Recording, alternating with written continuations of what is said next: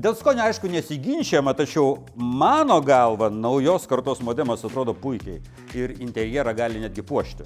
Ypač jei paieškosime jam geresnės vietos.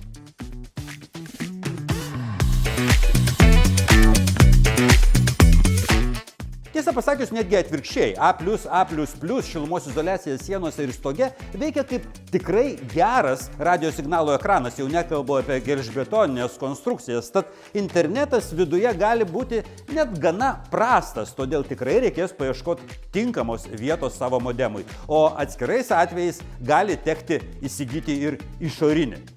Gerai, kad Tele2 tokį turi. Ne, jeigu jūsų namas ar butas pakankamai didelis, modemo siunčiamo Wi-Fi signalo gali nepakakti visiems jo kampam. Tam reikėtų įrengti mesh tinklo įrangą, kurią taip pat siūlo Tele2. Be to, namo vidury mobiliojo interneto signalas gali būti ne pats geriausias. Tai lyg ir teisingas atsakymas, tačiau nebūtinai universaliai veiks. Pavyzdžiui, už lango esantis kitas pastatas ar medis gali veikti tiek kaip signalo ekranas, tiek kaip atspindys, tad gali ir stiprinti ir silpninti jūsų ryšį. Todėl išties teisingas atsakymas, modemą reikia statyti ten, kur signalas yra stipriausias, o kaip tai nustatyti, tiesiog matuojant mobiliojo interneto greitį.